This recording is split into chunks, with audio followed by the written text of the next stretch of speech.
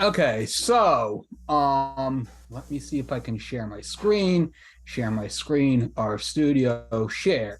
Okay, so this is about computing tracking error for direct indexing.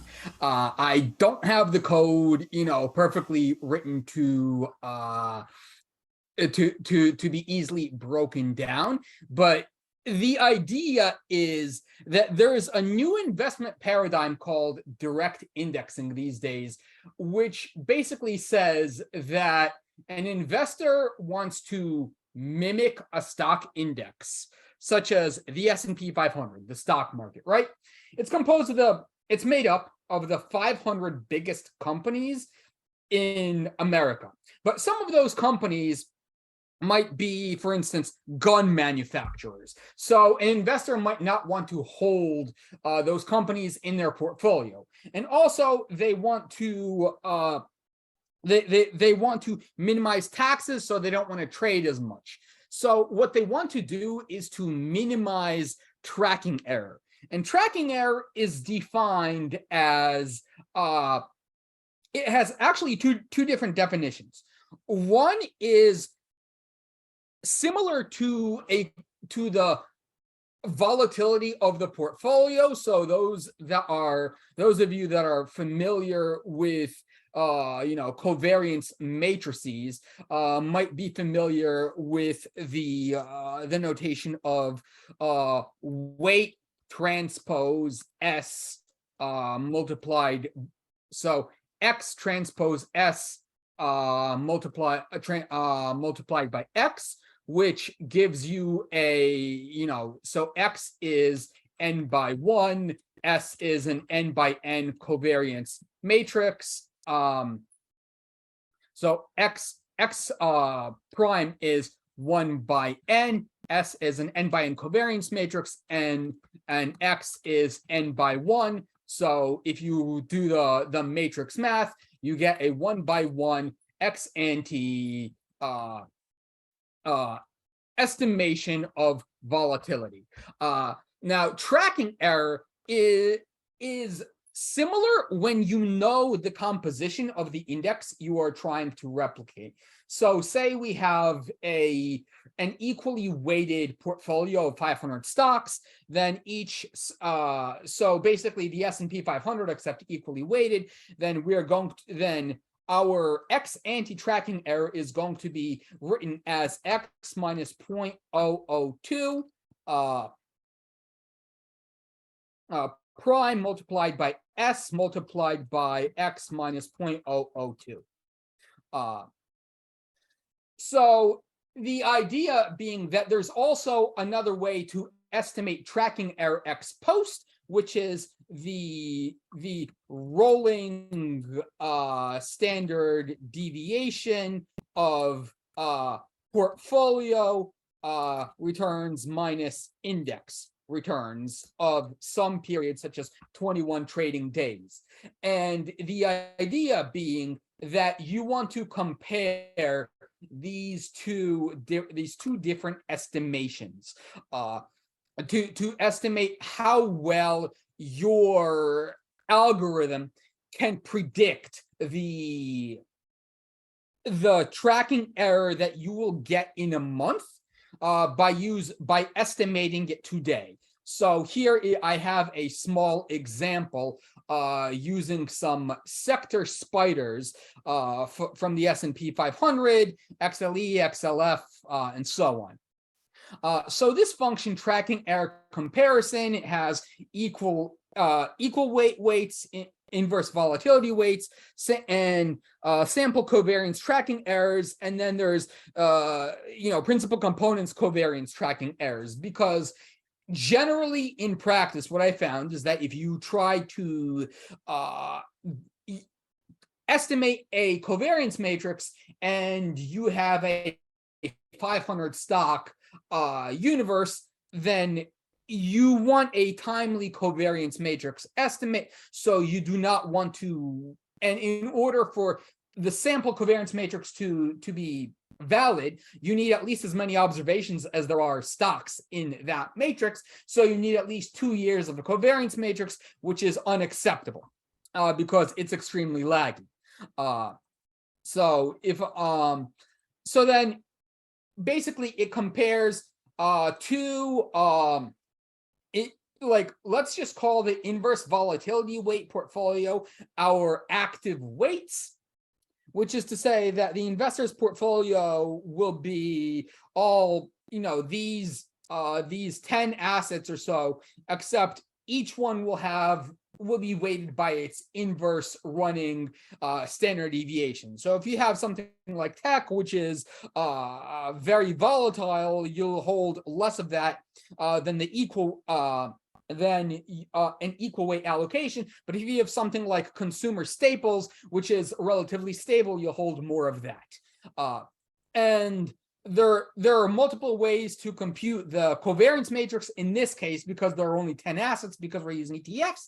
But in practice, what you want to do is actually use principal components, because that actually narrows down the the amount of data, the amount of columns you need, the amount of features you need to use to estimate your covariance matrix. And so it allows you to work with more data and still have a timely covariance matrix estimation.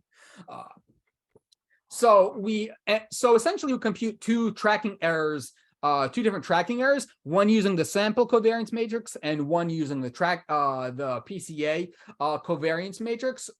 Which is and that's computed with this expression, which is the principal component rotation multiplied by that diagonal of the variances multiplied by the principal components of the rotation, where the variances are how many principal components you need to explain up to a cutoff of cumulative variance explained. So say I want to explain only 90% of my variance as explained by the principal components, then I'll say that will be a parameter to this function, which that I pass in that says, okay, let's just assume the last 10% of the variance is noise. So we only want principal components that explain up to 90% of the cumulative variation in our data. I'm sure you all know how principal components work, so I don't need to explain that. But the long story short is that once we use this function, and that we can have a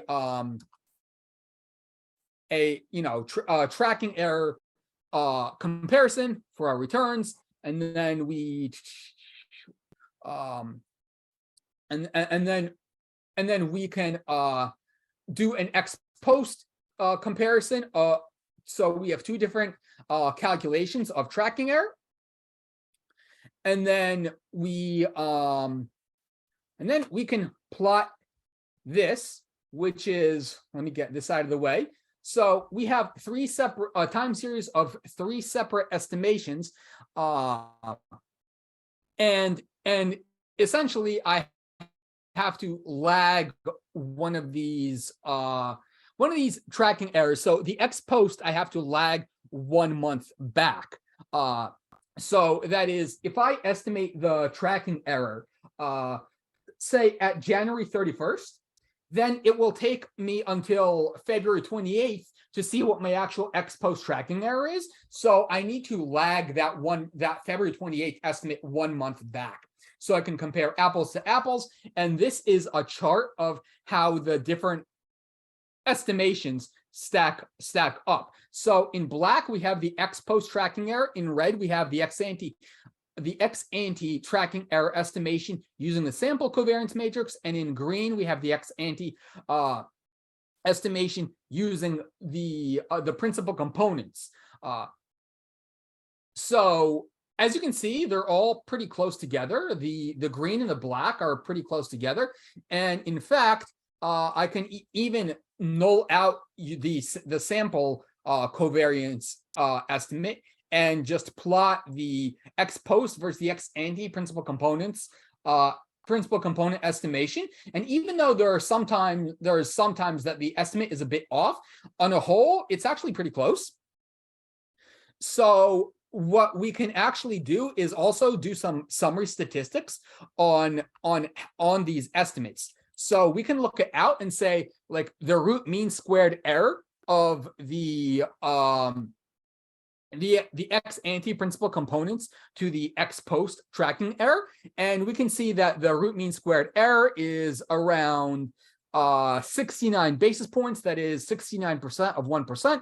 The mean absolute deviation is 42%, 43% of 1%, and the mean absolute percentage error. So that means if the actual ex post tracking error was, say, 10%, then on average we guessed somewhere around 12.6%. So the minimum difference when is 3.3%. The median difference is basically close to zero. The mean difference very close to zero. The fifth and the 95th quantile, the fifth quantile is negative. The 95th quantile is positive, which means that the empirical confidence interval, it encapsulates zero, meaning that this estimate is inherently, you cannot reject the fact that this estimate is non-biased. Yeah. So you cannot reject the fact that this estimate is non-biased. So that means you can't really correct for it one way or another. So that's my quick little presentation. It's what I submitted for my R Finance Lightning Talk this year. It's some research I was doing for a startup before they parted ways with me, because I literally used an R script because Python does not have this function return.portfolio in it. So I'm actually on the job market for a full-time job right now, but that's the presentation. Hopefully you enjoyed it.